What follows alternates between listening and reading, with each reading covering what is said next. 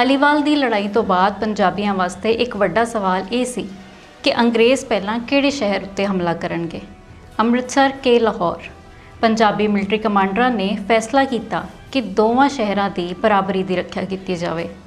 ਸਤਲੁਜ ਦਰਿਆ ਦੇ ਕੰਢੇ ਸਭਰਾਵਾਂ ਪਿੰਡ ਦੇ ਨੇੜੇ ਵੱਡੀ ਗਿਣਤੀ ਵਿੱਚ ਫੌਜ ਨੂੰ ਤੈਨਾਤ ਕੀਤਾ ਗਿਆ ਤਾਂ ਜੋ ਅੰਗਰੇਜ਼ਾਂ ਦੇ ਲਾਹੌਰ ਵੱਲ ਕੂਚ ਨੂੰ ਰੋਕਿਆ ਜਾਵੇ। ਲਾਲ ਸਿੰਘ ਨੇ ਦਰਿਆ ਦੇ ਥੋੜੀ ਹੀ ਉੱਪਰ ਹਰੀਕੇ ਸਥਾਨ ਤੇ ਮੋਰਚਾ ਲਾਇਆ ਤਾਂ ਕਿ ਪਤਾ ਲੱਗ ਸਕੇ ਕਿ ਅੰਗਰੇਜ਼ ਕਿਤੇ ਅੰਮ੍ਰਿਤਸਰ ਵੱਲ ਤਾਂ ਨਹੀਂ ਵੱਧ ਰਹੇ।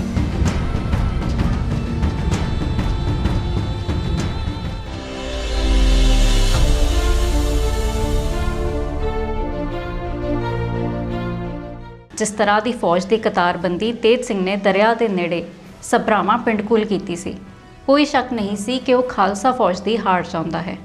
ਉਹ ਤਾਂ ਇੰਨਾ ਬੁਜ਼ਦਿਲ ਸੀ ਕਿ ਜਿਹੜੇ ਬੇੜੀਆਂ ਦੇ ਪੁਲ ਦੇ ਨਜ਼ਦੀਕ ਉਹਨੇ ਇੱਕ ਇੱਟਾਂ ਦਾ ਚਬੂਤਰਾ ਬਣਾਇਆ ਸੀ ਅੰਗਰੇਜ਼ਾਂ ਦਾ ਐਕਸ਼ਨ ਵੇਖਣ ਲਈ, ਉਸ ਪੁਲ ਦੀ ਰਾਖੀ ਲਈ ਵੀ ਉਸਨੇ ਆਪਣੇ ਜ਼ਾਤੀ ਬਾਡੀਗਾਰਡ ਖੜੇ ਕਰ ਦਿੱਤੇ। ਅੰਗਰੇਜ਼ੀ ਫੌਜ ਨੂੰ ਖੁੱਲ੍ਹ ਸੀ ਕਿ ਉਹ ਆਪਣੀ ਮਰਜ਼ੀ ਤੇ ਸਕੀਮ ਨਾਲ ਹਮਲਾ ਕਰ ਸਕਣ, ਕਿਉਂਕਿ ਪੰਜਾਬੀ ਫੌਜਾਂ ਦੀ ਪੋਜੀਸ਼ਨਾਂ ਅਜਿਹੀਆਂ ਸਨ ਕਿ ਉਹ ਅੱਗੇ ਵੱਧ ਕੇ ਹਮਲਾ ਨਹੀਂ ਕਰ ਸਕਦੀ ਸੀ। ਸਿੱਖਾਂ ਨੇ ਆਪਣੀ ਜਿੱਤਾਂ ਦਾ ਜੋ ਵੀ ਥੋੜ੍ਹਾ ਬਹੁਤਾ ਮੌਕਾ ਸੀ ਉਹ ਵੀ ਕਮਾਂਡਰਾਂ ਦੀ ਗੱਦਾਰੀ ਕਰਕੇ ਗਵਾ ਲਿਆ ਸੀ। ਫਰਵਰੀ ਦੇ ਪਹਿਲੇ ਹਫ਼ਤੇ ਲਾਲ ਸਿੰਘ ਨੇ ਆਪਣੇ ਸੰਦੇਸ਼ ਵਾਹਕ ਦੇ ਹੱਥ ਸਿੱਖ ਫੌਜਾਂ ਦੀ ਸਭਰਾਵਾਂ ਵਿੱਚ ਹੋ ਰਹੀ ਕਤਾਰਬੰਦੀ ਦਾ ਨਕਸ਼ਾ ਵੀ ਅੰਗਰੇਜ਼ਾਂ ਨੂੰ ਭੇਜ ਦਿੱਤਾ।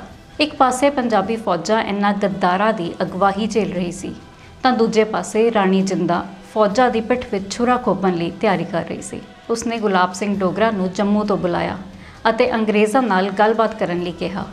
ਡੋਗਰੇ ਨੇ ਸਭਰਾਵਾਂ ਡਟੀ ਫੌਜ ਨੂੰ ਬਰੂਦ ਭੇਜਣ ਤੋਂ ਮਨਾ ਕਰ ਦਿੱਤਾ ਅਤੇ ਗਵਰਨਰ ਜਨਰਲ ਹਾਰਡਿੰਗ ਨਾਲ ਸੰਪਰਕ ਸਥਾਪਿਤ ਕੀਤੇ।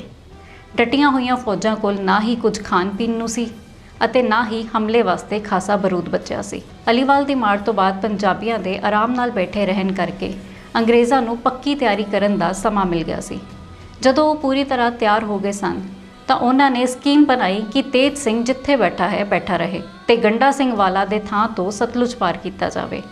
ਪਰ ਉਸ ਇਲਾਕੇ ਦੀ ਕਿਸਾਨੀ ਦੇ ਖਿਲਾਫ ਹੋਣ ਕਰਕੇ ਉਹਨਾਂ ਨੂੰ ਆਪਣਾ ਇਹ ਫੈਸਲਾ ਰੱਦ ਕਰਨਾ ਪਿਆ ਤੇ ਹੁਕਮ ਹੋਇਆ ਕਿ ਸਭਰਾਵਾਂ ਦੇ ਪੰਜਾਬੀ ਮੋਰਚੇ ਉੱਪਰ ਸਿੱਧਾ ਹਮਲਾ ਕੀਤਾ ਜਾਵੇ। 7 ਫਰਵਰੀ ਨੂੰ ਬਹੁਤ ਤੇਜ਼ ਬਾਰਿਸ਼ ਹੋਈ, ਜਿਸ ਕਰਕੇ ਸਤਲੁਜ ਵਿੱਚ ਪਾਣੀ ਬਹੁਤ ਵੱਧ ਗਿਆ ਅਤੇ ਸਾਰੀਆਂ ਬੇੜੀਆਂ ਵਰਤੋਂ ਤੋਂ ਬਾਹਰ ਹੋ ਗਈਆਂ। ਲਾਰਡ ਗਫ ਨੇ ਤੁਰੰਤ ਮੌਕੇ ਨੂੰ ਸੰਭਾਲਣ ਦਾ ਸੋਚਿਆ ਤੇ ਉਹ ਹਨੇਰੇ ਤੇ ਧੁੰਦ ਦੇ ਪਰਦੇ ਵਿੱਚ ਫਿਰੋਜ਼ਪੁਰ ਤੋਂ ਚੱਲ ਕੇ 10 ਫਰਵਰੀ 1846 ਨੂੰ ਧੁੱਪ ਨਿਕਲਣ ਤੋਂ ਪਹਿਲਾਂ ਪੰਜਾਬੀ ਫੌਜਾਂ ਨੂੰ ਘੇਰ ਚੁੱਕਾ ਸੀ। ਪੰਜਾਬੀਆਂ ਵਾਸਤੇ ਇੱਕ ਪਾਸੇ ਅੰਗਰੇਜ਼ੀ ਫੌਜ ਸੀ ਤੇ ਦੂਜੇ ਪਾਸੇ ਹੜ੍ਹ ਵਿੱਚ ਸ਼ੁਕਦਾ ਦਰਿਆ। ਲੜਾਈ ਦੀ ਸ਼ੁਰੂਆਤ ਅੰਗਰੇਜ਼ੀ ਫੌਜਾਂ ਨੇ ਕੀਤੀ। ਜਵਾਬ ਦਿੰਦਿਆਂ ਪੰਜਾਬੀ ਤੋਪਾਂ ਦੀਆਂ ਪੋਜੀਸ਼ਨਾਂ ਅੰਗਰੇਜ਼ਾਂ ਨੇ ਨੋਟ ਕਰ ਲਿੱਤੀਆਂ। ਅੱਧੇ ਘੰਟੇ ਦੀ ਚੁੱਪ ਬਾਅਦ ਅੰਗਰੇਜ਼ਾਂ ਨੇ ਸਹੀ ਪੋਜੀਸ਼ਨਾਂ ਤੇ ਹਮਲਾ ਕਰਦੇ ਹੋਏ 2 ਘੰਟੇ ਵਿੱਚ ਹੀ ਪੰਜਾਬੀ ਤੋਪਾਂ ਨੂੰ ਚੁੱਪ ਕਰਵਾ ਦਿੱਤਾ। ਪੰਜਾਬੀਆਂ ਕੋਲ ਗੋਲਾ ਬਰੂਦ ਖਤਮ ਹੋ ਚੁੱਕਾ ਸੀ। ਜਦ ਅੰਗਰੇਜ਼ੀ ਘੋੜ ਸਵਾਰਾਂ ਨੇ 3 ਪਾਸਿਓਂ ਹਮਲਾ ਕੀਤਾ ਤਾਂ ਮੈਦਾਨ ਛੱਡ ਕੇ ਜਾਣ ਵਾਲਿਆਂ ਵਿੱਚੋਂ ਗੱਦਾਰ ਤੇਜ ਸਿੰਘ ਪਹਿਲਾ ਬੰਦਾ ਸੀ। ਇੱਕ ਪੰਜਾਬੀ ਸਿਪਾਹੀ ਨੇ ਨਫ਼ਰਤ ਨਾਲ ਕਿਹਾ ਕਿ ਉਹ ਲੰਡੇ ਕੁੱਤੇ ਦੀ ਤਰ੍ਹਾਂ ਭੱਜਿਆ। ਤੇਜ ਸਿੰਘ ਨੇ ਜਦ ਸ਼ਾਮ ਸਿੰਘ ਅਟਾਰੀਵਾਲਾ ਨੂੰ ਆਪਣੇ ਨਾਲ ਭੱਜਣ ਲਈ ਆਖਿਆ ਤਾਂ ਉਸਨੇ ਦੌੜਨ ਤੋਂ ਇਨਕਾਰ ਕਰ ਦਿੱਤਾ। ਤੇਜ ਸਿੰਘ ਨੇ ਉਸ ਨੂੰ ਜਾਂਦੇ ਜਾਂਦੇ ਟਾਂਚ ਮਾਰੀ ਕਿ ਇੱਕ ਵਕਤ ਆਉਣ 'ਤੇ ਤੂੰ ਵੀ ਦੌੜੇਂਗਾ। ਅਟਾਰੀ ਵਾਲੇ ਸਰਦਾਰ ਨੇ ਜਵਾਬ ਦਿੱਤਾ, ਕਦੇ ਵੀ ਨਹੀਂ, ਅਤੇ ਲੜਾਈ ਦੇ ਕੇਂਦਰ ਵਿੱਚ ਕੁੱਦ ਗਿਆ। ਤੇਜ ਸਿੰਘ ਨੇ ਸੁਰੱਖਿਅਤ ਪੁਲ ਪਾਰ ਕਰਨ ਤੋਂ ਬਾਅਦ ਪੁਲ ਨੂੰ ਬਰਬਾਦ ਕਰ ਦਿੱਤਾ। ਅਟਾਰੀ ਵਾਲੇ ਨੇ ਆਪਣੇ ਘੋੜੇ ਦੀ ਦੇਖਭਾਲ ਕਰਨ ਵਾਲੇ ਬੰਦੇ ਨੂੰ ਕਿਹਾ ਕਿ ਉਹ ਪਿੰਡ ਅਟਾਰੀ ਜਾ ਕੇ ਉਸ ਦੇ ਘਰਦਿਆਂ ਨੂੰ ਕਹਿ ਦੇਵੇ ਕਿ ਸ਼ਾਮ ਸਿੰਘ ਹੁਣ ਘਰ ਨਹੀਂ ਆਏਗਾ। ਪੰਜਾਬੀ ਫੌਜਾਂ ਬਹੁਤ ਬਹਾਦਰੀ ਨਾਲ ਲੜੀਆਂ। ਕਰੀਬ 10,000 ਪੰਜਾਬੀ ਮਾਰੇ ਗਏ। ਲਾਰਡ ਗਫ ਨੇ ਸਭਰਾਵਾਂ ਨੂੰ ਭਾਰਤ ਦਾ ਵਾਟਰਲੂ ਦੱਸਿਆ। ਪੰਜਾਬੀਆਂ ਨੇ ਆਖਰੀ ਵਕਤ ਤੱਕ ਤਲਵਾਰਾਂ ਨਹੀਂ ਸਨ ਛੱਡੀਆਂ, ਜਿਸ ਕਰਕੇ ਗਫ ਨੇ ਕਿਹਾ ਕਿ ਸਾਡੇ ਹਾਰ ਚੁੱਕੇ ਦੁਸ਼ਮਣ ਨੇ ਵੱਡੀ ਬਹਾਦਰੀ ਦਿਖਾਈ ਅਤੇ ਇਹ ਵੀ ਕਿਹਾ ਕਿ ਜੇ ਮੇਰੇ ਮੁਲਕ ਦੀਆਂ ਜ਼ਰੂਰਤਾਂ ਮੈਨੂੰ ਨਾ ਰੋਕਦੀਆਂ ਤਾਂ ਹੋ ਸਕਦਾ ਹੈ ਮੈਂ ਇਹਨਾਂ ਮਹਾਨ ਬਹਾਦਰਾਂ ਦੀਆਂ ਮੌਤਾਂ ਉੱਤੇ ਰੋ ਪੈਂਦਾ। ਲੜਾਈ ਤੋਂ ਬਾਅਦ ਥੱਕੀ ਹਾਰੀ ਪੰਜਾਬੀ ਫੌਜ ਨੂੰ ਅੰਗਰੇਜ਼ ਉੱਠਣ ਦਾ ਮੌਕਾ ਨਹੀਂ ਸਨ ਦੇਣਾ ਚਾਹੁੰਦੇ। ਸਭਰਾਵਾਂ ਦੀ ਜਿੱਤ ਤੋਂ 2 ਦਿਨ ਬਾਅਦ ਹੀ ਅੰਗਰੇਜ਼ਾਂ ਨੇ ਫਿਰੋਜ਼ਪੁਰ ਤੋਂ ਸਤਲੁਜ ਪਾਰ ਕੀਤਾ ਤੇ ਕਸੂਰ ਦੇ ਕਿਲੇ ਉੱਪਰ ਕਬਜ਼ਾ ਕਰ ਲਿਆ। ਗੁਲਾਬ ਸਿੰਘ ਡੋਗਰਾ ਉਹਨਾਂ ਦੇ ਸਵਾਗਤ ਵਾਸਤੇ ਲਾਹੌਰ ਤੋਂ ਚੱਲ ਪਿਆ। ਆਪਣੇ ਹਿੱਤ ਵਾਸਤੇ ਨਾ ਸਿਰਫ ਗੁਲਾਬ ਸਿੰਘ ਡੋਗਰਾ ਸਤਲੁਜ ਦੇ ਕੰਢੇ ਹੋ ਰਹੀਆਂ ਲੜਾਈਆਂ ਤੋਂ ਪਾਸੇ ਰਿਹਾ, ਸਗੋਂ ਉਸਨੇ ਡੋਗਰੇ ਸਿਪਾਹੀਆਂ ਨੂੰ ਵੀ ਲੜਾਈ ਵਿੱਚ ਸ਼ਾਮਿਲ ਹੋਣ ਤੋਂ ਰੋਕਿਆ। ਦਰਅਸਲ ਉਹ ਬ੍ਰਿਟਿਸ਼ ਸਰਕਾਰ ਦੀ ਮਦਦ ਨਾਲ ਪ੍ਰਧਾਨ ਮੰਤਰੀ ਬਣਨਾ ਚਾਹੁੰਦਾ ਸੀ। ਆਪਣੀ ਪੂਰੀ ਚਤੁਰਾਈ ਵਰਤਦੇ ਹੋਏ ਉਸਨੇ ਪਹਿਲਾਂ ਫੌਜੀ ਪੰਚਾਂ ਨੂੰ ਮਨਾਇਆ ਕਿ ਜੋ ਵੀ ਸਮਝੌਤਾ ਅੰਗਰੇਜ਼ਾਂ ਨਾਲ ਕੀਤਾ ਜਾਵੇ ਉਸ ਨੂੰ ਉਹ ਰੱਦ ਨਹੀਂ ਕਰਨਗੇ ਅਤੇ ਇਸ ਤੋਂ ਬਾਅਦ ਗੁਲਾਬ ਸਿੰਘ ਡੋਗਰਾ ਫਕੀਰ ਨੂਰਉੱਦੀਨ ਤੇ ਰਾਜਾ ਦੀਨਾਨਾਥ ਨਾਲ ਕਸੂਰ ਪਹੁੰਚ ਕੇ ਅੰਗਰੇਜ਼ਾਂ ਅੱਗੇ ਦਰਬਾਰ ਦੀ ਅਧੀਨਗੀ ਪੇਸ਼ ਕਰਨਗੇ। ਉਦੋਂ ਤੱਕ ਫਕੀਰ ਅਜ਼ੀਜ਼ੁੱਦੀਨ ਦੀ ਮੌਤ ਹੋ ਚੁੱਕੀ ਸੀ। ਲਾਰਡ ਹਾਰਡਿੰਗ ਤਾਂ ਉਸੇ ਵੇਲੇ ਪੰਜਾਬ ਨੂੰ ਅੰਗਰੇਜ਼ੀ ਰਾਜ ਵਿੱਚ ਸ਼ਾਮਿਲ ਕਰਨਾ ਚਾਹੁੰਦਾ ਸੀ, ਪਰ ਜਲਦ ਹੀ ਉਸਨੇ ਮਹਿਸੂਸ ਕੀਤਾ ਕਿ ਉਸ ਦੀ ਫੌਜ ਅਜੇ ਵੀ ਵੱਖਰੇ ਇਲਾਕਿਆਂ ਵਿੱਚ ਫੈਲੀ ਤਾਕਤਵਰ ਪੰਜਾਬੀ ਫੌਜ ਤੋਂ ਗਿਣਤੀ ਵਿੱਚ ਘੱਟ ਹੈ ਅਤੇ ਉਸ ਦੀ ਫੌਜ ਵਿੱਚ ਯੂਰੋਪੀਅਨ ਫੌਜੀਆਂ ਦੀ ਗਿਣਤੀ ਹੋਰ ਵੀ ਘੱਟ ਹੈ ਤੇ ਹਿੰਦੁਸਤਾਨੀ ਸਿਪਾਹੀਆਂ ਦੇ ਪ੍ਰਦਰਸ਼ਨ ਤੋਂ ਉਹ ਪਹਿਲਾਂ ਹੀ ਨਾਖੁਸ਼ ਸੀ। ਸਨ 1846 ਵਿੱਚ ਪੂਰੇ ਪੰਜਾਬ ਨੂੰ ਹਾਸਿਲ ਨਹੀਂ ਕੀਤਾ ਜਾ ਸਕਦਾ ਸੀ ਕਿਉਂਕਿ ਆ ਰਹੇ ਗਰਮੀਆਂ ਦੇ ਮੌਸਮ ਵਿੱਚ ਉਹਦੇ ਯੂਰੋਪੀਅਨ ਸਿਪਾਹੀਆਂ ਨੇ ਵੀ ਲੜਾਈ ਨਹੀਂ ਸੀ ਲੜਨੀ। ਇਹਨਾਂ ਸਾਰੀਆਂ ਗੱਲਾਂ ਨੂੰ ਧਿਆਨ ਵਿੱਚ ਰੱਖਦੇ ਹੋਏ ਉਸਨੇ ਫੈਸਲਾ ਕੀਤਾ ਕਿ ਪੰਜਾਬ ਉੱਪਰ 2 ਕਿਸ਼ਤਾਂ ਵਿੱਚ ਕਬਜ਼ਾ ਕੀਤਾ ਜਾਏਗਾ।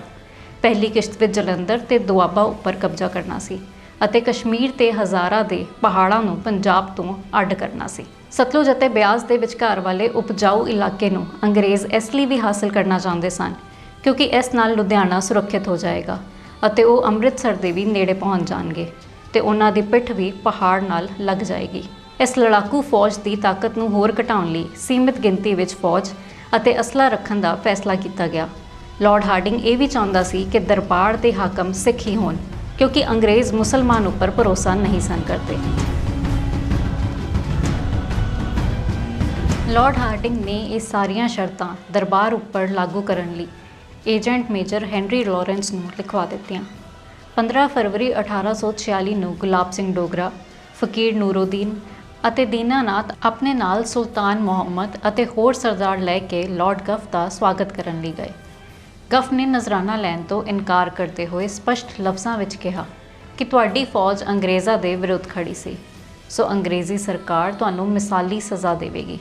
ਜੈਸੇ ਨੂੰ ਤੈਸੇ ਵਾਲਾ ਇਨਸਾਫ ਹੋਵੇਗਾ ਤਾਂ ਜੋ ਸਾਰੀ ਦੁਨੀਆ ਨੂੰ ਪਤਾ ਲੱਗ ਸਕੇ ਕਿ ਅੰਗਰੇਜ਼ਾਂ ਨੂੰ ਕੋਈ ਚੈਲੰਜ ਨਹੀਂ ਕਰ ਸਕਦਾ। ਪਰ ਗਫ ਨੂੰ ਹਿਦਾਇਤ ਮਿਲੀ ਸੀ ਡੋਗਰੇ ਵੱਲ ਲਿਹਾਜ਼ ਦਾ ਪ੍ਰਗਟਾਵਾ ਕਰਨ ਦੀ, ਜਿਸ ਕਾਰਨ ਉਸਨੇ ਸਾਰੇ ਸਰਦਾਰਾਂ ਦੇ ਸਾਹਮਣੇ ਡੋਗਰੇ ਦੀ ਸਮਝਦਾਰੀ ਦੀ ਤਾਰੀਫ ਕੀਤੀ ਕਿ ਉਸਨੇ ਆਪਣੇ ਆਪ ਨੂੰ ਸਿੱਖਾਂ ਦੇ ਇਸ ਗੈਰ ਵਾਜਿਬ ਹਮਲੇ ਤੋਂ ਦੂਰ ਕਰਕੇ ਰੱਖਿਆ। ਦਰਬਾਰ ਦੇ ਪ੍ਰਤੀਨਿਧ ਸਾਰੀ ਰਾਤ ਬ੍ਰਿਟਿਸ਼ ਸਰਕਾਰ ਦੇ ਚੀਫ ਸੈਕਟਰੀ ਫਰੈਡਰਿਕ ਕਿਊਰੀ ਤੇ ਮੇਜਰ ਹੈਨਰੀ ਲਾਰੈਂਸ ਨਾਲ ਸਮਝੌਤੇ ਦੀਆਂ ਸ਼ਰਤਾਂ ਉੱਪਰ ਵਿਚਾਰ ਕਰਦੇ ਰਹੇ, ਪਰ ਅਖੀਰ ਸਾਰੀਆਂ ਸ਼ਰਤਾਂ ਮੰਨਦੇ ਹੋਏ ਸਤਲੁਜ ਤੇ ਬਿਆਸ ਦੇ ਵਿਚਕਾਰ ਦਾ ਸਾਰਾ ਪਹਾੜੀ ਅਤੇ ਮੈਦਾਨੀ ਇਲਾਕਾ ਅੰਗਰੇਜ਼ਾਂ ਦੇ ਅਧੀਨ ਕੀਤਾ ਗਿਆ। ਇਸ ਤੋਂ ਇਲਾਵਾ ਲੜਾਈ ਦਾ ਹਰਜਾਨਾ 1.5 ਕਰੋੜ ਰੁਪਏ ਵੀ ਅਦਾ ਕਰਨੇ ਸੀ, ਜੋ ਕਿ ਅੰਗਰੇਜ਼ਾਂ ਨੂੰ ਪਤਾ ਸੀ ਕਿ ਦਰਬਾਰ ਨਹੀਂ ਕਰ ਸਕਦਾ ਤੇ ਨਾਲ ਹੀ ਫੌਜ ਦੀ ਗਿਣਤੀ ਵੀ ਉਹੀ ਰੱਖਣੀ ਸੀ ਜੋ ਮਹਾਰਾਜਾ ਰਣਜੀਤ ਸਿੰਘ ਦੇ ਵੇਲੇ ਸੀ। 3 ਦਿਨ ਬਾਅਦ ਮਹਾਰਾਜਾ ਦਲੀਪ ਸਿੰਘ ਨੂੰ ਗਵਰਨਰ ਜਨਰਲ ਅੱਗੇ ਆਪਣੀ ਅਧੀਨਗੀ ਪੇਸ਼ ਕਰਨ ਵਾਸਤੇ ਲਿਜਾਇਆ ਗਿਆ। ਗੁਲਾਬ ਸਿੰਘ ਡੋਗਰਾ ਨੇ ਸਾਰੇ ਸਮਾਰੋਹ ਦੇ ਮੁੱਖ ਸੰਚਾਲਕ ਵਜੋਂ ਜ਼ਿੰਮੇਵਾਰੀ ਨਿਭਾਈ ਅਤੇ ਮਹਾਰਾਜਾ ਦਲੀਪ ਸਿੰਘ ਨੂੰ ਗਵਰਨਰ ਜਨਰਲ ਦੇ ਸਪੁਰਦ ਕੀਤਾ, ਇਸ ਉਮੀਦ ਦੇ ਨਾਲ ਕਿ ਉਹ ਜੋ ਵੀ ਫੈਸਲਾ ਕਰਨਗੇ ਉਹ ਮਹਾਰਾਜਾ ਦੇ ਭਲੇ ਅਤੇ ਫਾਇਦੇ ਦਾ ਕਰਨਗੇ। ਲਾਰਡ ਹਾਰਡਿੰਗ ਨੇ ਇਸ ਦਾ ਜਵਾਬ ਮਹਾਰਾਜਾ ਰਣਜੀਤ ਸਿੰਘ ਦੀ ਤਾਰੀਫ ਵਿੱਚ ਤਕਰੀਰ ਕਰਕੇ ਕੀਤਾ ਅਤੇ ਉਮੀਦ ਕੀਤੀ ਕਿ ਦੋਹਾਂ ਸਰਕਾਰਾਂ ਵਿੱਚ ਇੱਕ ਵਾਰ ਫਿਰ ਦੋਸਤਾਨਾ ਸੰਬੰਧ ਕਾਇਮ ਹੋਣਗੇ। ਇਸ ਤੋਂ ਬਾਅਦ ਮਹਾਰਾਜਾ ਦਲੀਪ ਸਿੰਘ ਦੇ ਮਾਣ ਵਿੱਚ ਅੰਗਰੇਜ਼ੀ ਤੋਪਾਂ ਨੇ ਸਲਾਮੀ ਦਿੱਤੀ। 8 ਮਾਰਚ 1846 ਨੂੰ ਲਾਹੌਰ ਦੀ ਸੰਧੀ ਉੱਤੇ ਦਸਤਖਤ ਹੋਏ। ਪੰਜਾਬ ਦਾ ਇੱਕ ਹਿੱਸਾ ਅੰਗਰੇਜ਼ੀ ਰਾਜ ਵਿੱਚ ਸ਼ਾਮਿਲ ਹੋ ਗਿਆ। ਰਿਵਾਜ਼ ਮੁਤਾਬਿਕ ਸਭ ਤੋਂ ਪਹਿਲਾਂ ਤੋਹਫੇ ਪ੍ਰਦਾਨ ਹੋਏ, ਜਿਸ ਵਿੱਚ ਸਭ ਤੋਂ ਕੀਮਤੀ ਸ਼ੈ ਕੋਹਿਨੂਰ ਨੂੰ ਪੇਸ਼ ਕੀਤਾ ਗਿਆ। ਦਰਬਾਰ ਵੱਲੋਂ ਸਮਝੌਤੇ ਉੱਪਰ ਦਸਤਖਤ ਕਰਨ ਵਾਲੇ ਰਾਜਾ ਲਾਲ ਸਿੰਘ, ਤੇਜ ਸਿੰਘ, ਭਈਆ ਰਾਮ ਸਿੰਘ ਤੇ ਦੀਨਾਨਾਥ ਸਨ। ਕਸੂਰ ਵਾਲੇ ਸਮਝੌਤੇ ਵਿੱਚ 2 ਤਰਮੀਮਾਂ ਕੀਤੀਆਂ ਗਈਆਂ ਕਿਉਂਕਿ ਦਰਬਾਰ 50 ਲੱਖ ਤੋਂ ਵੱਧ ਨਹੀਂ ਅਦਾ ਕਰ ਸਕਦਾ ਸੀ। ਇਸ ਕਰਕੇ 1.5 ਕਰੋੜ ਦੇ ਹਰਜਾਨੇ ਦੀ ਰਕਮ ਬਦਲ ਦਿੱਤੀ ਅਤੇ ਕਸ਼ਮੀਰ ਤੇ ਹਜ਼ਾਰਾ ਨੂੰ ਇਸ ਦੇ ਬਦਲੇ ਵਿੱਚ ਪੰਜਾਬ ਤੋਂ ਅਲੱਗ ਕਰਵਾਇਆ ਗਿਆ। ਹਜ਼ਾਰੇ ਦੇ ਬਦਲੇ ਗੁਲਾਬ ਸਿੰਘ ਡੋਗਰਾ ਨੂੰ ਜੰਮੂ ਦੇ ਕੁਝ ਇਲਾਕੇ ਮਿਲ ਗਏ। ਕਸ਼ਮੀਰ ਨੂੰ 10 ਲੱਖ ਪੌਂਡ ਵਿੱਚ ਗੁਲਾਬ ਸਿੰਘ ਡੋਗਰਾ ਨੂੰ ਵੇਚ ਦਿੱਤਾ ਗਿਆ, ਜਿਸ ਦੀ ਰਕਮ ਬਾਅਦ ਵਿੱਚ ਘਟਾ ਕੇ ਚੌਥਾ ਹਿੱਸਾ ਕਰ ਦਿੱਤੀ ਗਈ। ਅੰਗਰੇਜ਼ਾਂ ਕੋਲ ਧਿਆਨ ਸਿੰਘ ਡੋਗਰਾ ਦਾ ਖਜ਼ਾਨਾ ਵੀ ਸੀ, ਜੋ ਕਿ 15 ਤੋਂ 20 ਲੱਖ ਰੁਪਏ ਦੇ ਬਰਾਬਰ ਸੀ। ਇਹ ਖਜ਼ਾਨਾ ਵੀ ਗੁਲਾਬ ਸਿੰਘ ਡੋਗਰਾ ਨੂੰ ਅੰਗਰੇਜ਼ਾਂ ਨੇ ਦੇ ਦਿੱਤਾ। 16 ਮਾਰਚ 1846 ਨੂੰ ਅੰਮ੍ਰਿਤਸਰ ਵਿਖੇ ਇੱਕ ਹੋਰ ਸਮਾਰੋਹ ਹੋਇਆ ਅਤੇ ਸਮਝੌਤੇ ਦੇ ਮੁਤਾਬਿਕ ਗੁਲਾਬ ਸਿੰਘ ਡੋਗਰਾ ਨੂੰ ਜੰਮੂ ਅਤੇ ਕਸ਼ਮੀਰ ਦੀ ਹੁਕੂਮਤ ਸੰਭਾਲਣ ਲਈ ਦਿੱਤੀ ਗਈ।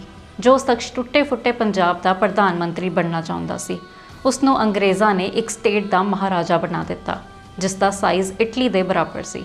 ਦਰਬਾਰ ਦੀ ਫੌਜ ਦੀ ਗਿਣਤੀ 20,000 ਪੈਦਲ ਤੇ 12,000 ਘੋੜਸਵਾਰ ਦੀ ਬੰਨ੍ਹ ਦਿੱਤੀ ਗਈ ਸੀ।